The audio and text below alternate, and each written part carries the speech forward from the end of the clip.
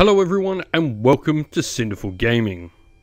In today's video we're going to take a look at getting started with the Sylvaneth warband, the Twistweald, in Age of Sigmar Warcry. Today's video is sponsored by Easy Roller Dice, fantastic quality, easily legible dice that make your games quick and easy. Easy Roller Dice also sell other accessories for your dice like dice trays, cases, bags and cups as well. Use the code Cinderful Gaming to get 20% off your next order and help support this store and the channel.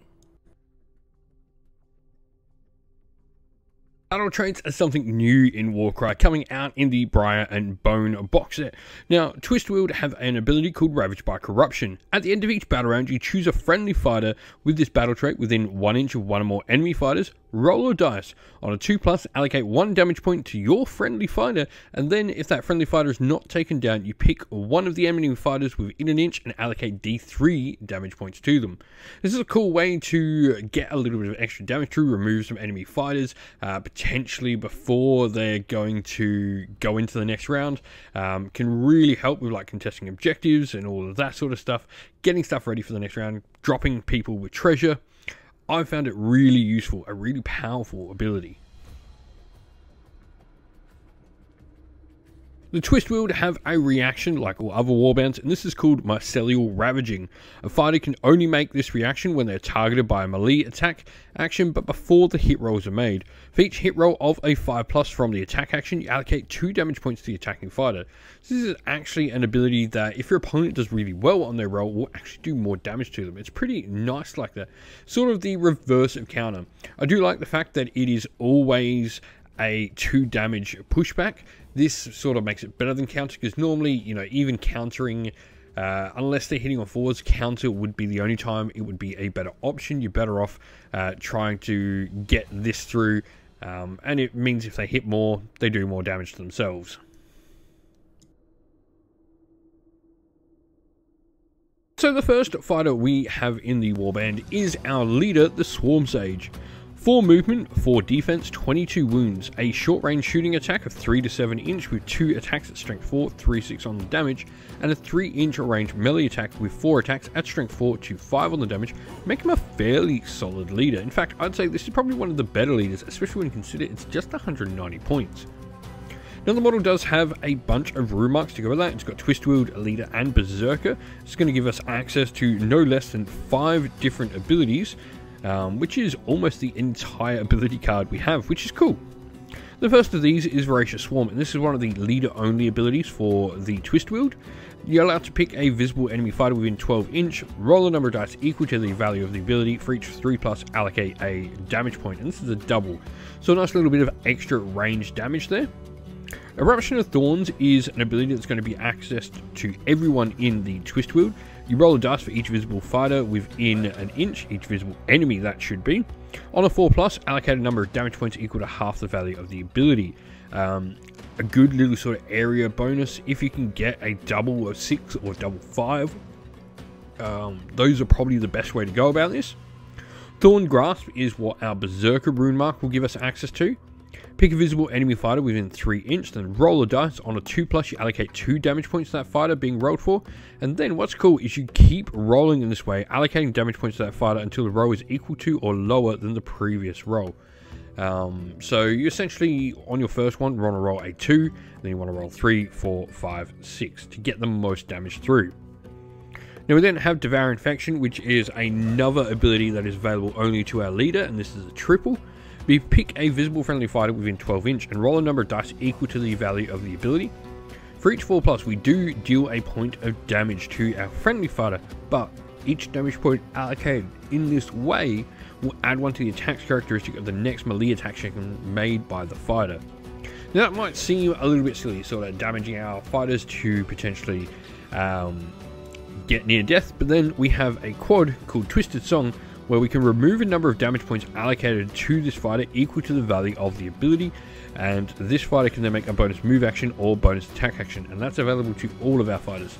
Now that necessarily isn't going to work on the Swarm Sage themselves. Generally it's going to be the Swarm Sage using his Devour Infection on someone else and then them doing this, and it should be said that you can sort of spread this out over the battle round. If you can get that triple and quad, it's a really powerful little combo. All in all, I think he's a solid leader though. Next we have the Twistweald Spite Revenant with Briar Lash. Now this is probably my favourite model. This is one of the sort of Twistweald that is beyond corrupted by the vine-like virus that they have. This model has the Berserker rune mark, but also has the Destroyer rune mark as well. It's got movement 4, a defense 4, 12 wounds. Something this warband definitely lacks is wounds. A lot of things are very light on wounds for what they cost. 3-inch range though with 3 attacks at strength 5, which is really nice, 2-3 on its damage. Now as I said, we've got the Berserker rune mark, so that's going to give us the Thorned Grasp ability we talked about before, and we've got the 2 generic abilities as well.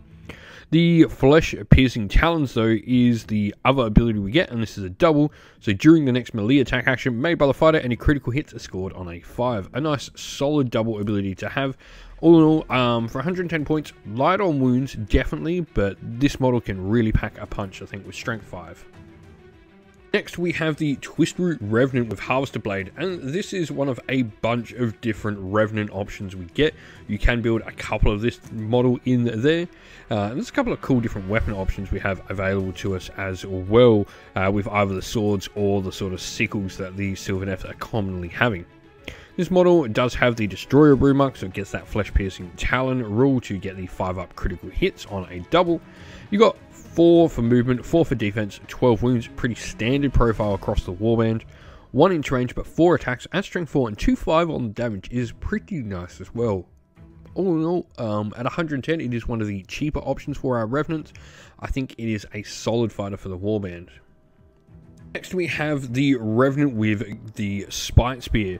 Now the Spite Spear is slightly more expensive with only 120 points cost. It doesn't have defense 5, which I think is massive in comparison to the others. We definitely lack on that wound sort of defensive part in this force. 2-inch range and 4 attacks at strength 4, 2-4 on the damage is just nice. I think for the extra 10 points, it's well worth taking one of these to give you sort of an objective holder or a treasure carrier, something like that in your warband. We then have the Revenant with the Guardian Halberd, and the big thing here is we've got strength 5 and 3-4 on our damage, though we do drop to 3 attacks. This is 125, the most expensive of any of the Revenants, any of our secondary sort of fighters that is not our leader. The model itself is really darn cool. I think you're going to get a lot out of this one. There's no additional rune marks on this, just like the model with Spite Spear, though obviously we do have Eruption of Thorns and Twisted Song as generic abilities for these fighters to get some healing and get some damage on a bunch of enemy fighters nearby as well. Lastly, we have the Revenant with Guardian Bow, or at least lastly for our Revenants. This model has everything you'd expect on the rest of them. It's got a very basic sort of melee profile with 2-3 on the damage and only strength 3. But at range, it does have a 3 to 15-inch range with 4 attacks at strength 4, 1-2 on the damage. A fairly solid ranged profile all up. I think this is a decent enough fighter to bring your warband. Strength 4 at range is nice, 1-2 on the damage, you know, nothing too crazy to write home about. But another like solid fighter, and he's one of the more expensive ones at 120, but I think you'll definitely get a use out of them. And lastly, we have our Twistweald Dryads. Now these models have the Destroyer rune marks. This means they're going to get Flesh Piercing Talons for crits on 5s. At 110 with movement 5, they're actually some of the faster moving fighters in the warband. Defense 4 and only 10 wounds, they are slightly more frail. 4 attacks at strength 4, 2-4 on the damage with a 1-inch range though is nothing to shirk about. I think these all in all are really solid fighters that give you some extra bodies, a little bit faster movement, can go a long way. You know, 2 inches over the course of a game on a Warcry board is a big thing.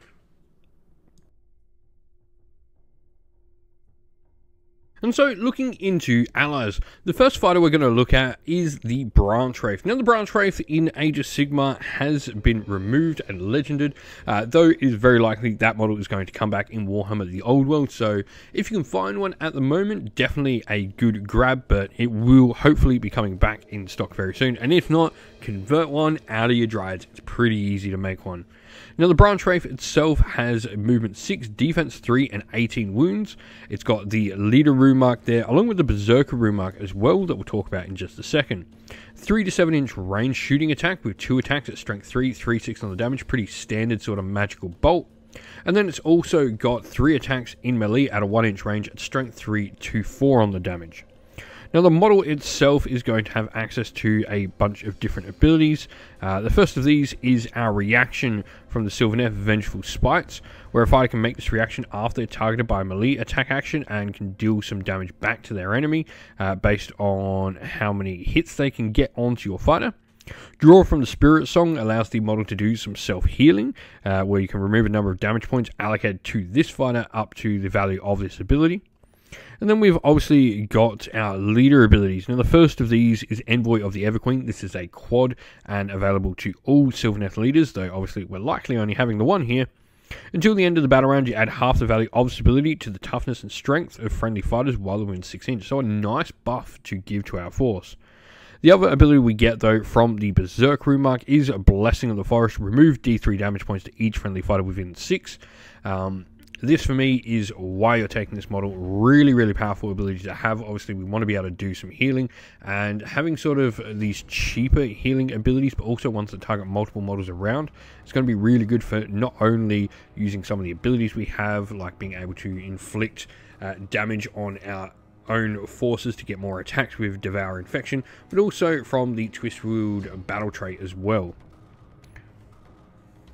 Now another option you can go down for your models here as a healer is going with the Seraphon and taking the Saurus Astrolith Bearer. Now the Astrolith Bearer definitely brings you a much tougher fighter for not much more.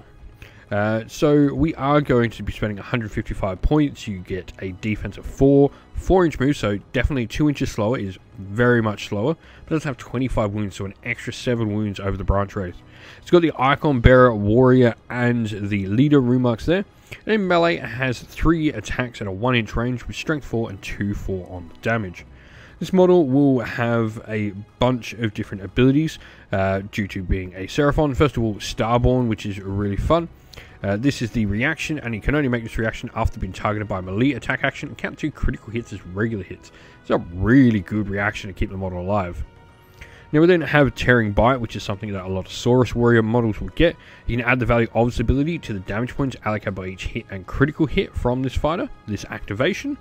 So really good. If you can get a 666 there, incredibly powerful to get this model hitting hard. Wrath of the Old Ones as well is a quad that will get access to, a generic quad for all Seraphon. Until the end of the battle round, you add half the value of this ability to your attacks and strength. Now, moving on to our other abilities, we have Cold-Blooded Commander, where a fighter can only use the ability if an enemy fighter has been taken down. They can then get to make a bonus move or bonus attack, so cool little ability to get some extra movement. We've got Revivifying Energies. Now this is another quad ability, so obviously this is going to be, you know, the same quad that we have in Twisted Song that does our healing. But Revivifying Energies allows you to remove a number of damage points up to the value of the ability allocated to each friendly fighter within 6. So it is a much better version of the Twisted Song that will allow you to heal once, but obviously it's going to lack the ability to make that particular fighter move or get a bonus attack. So depending on where and what you sort of need your quad to do, this is a good alternate option. The last of our healers I want to talk about is the Knight Vexillor with Banner of Apotheosis from the Thunderstrike Stormcast. Now this model does have a solid 28 wounds and defense 5, so it's by far the toughest model we've looked at. And even in combat, 3 attacks at strength 4, 2/4 on the damage is nothing to write home about. That is a very, very good profile.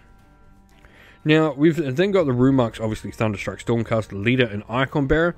And most importantly, the Plant the Banner of Reforged Icon Bearer ability is going to allow us to remove up to D3 damage points allocated to each friendly fighter within 6 with only using a double.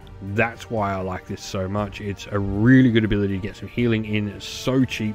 It's the Branch Wraith ability, but on a double.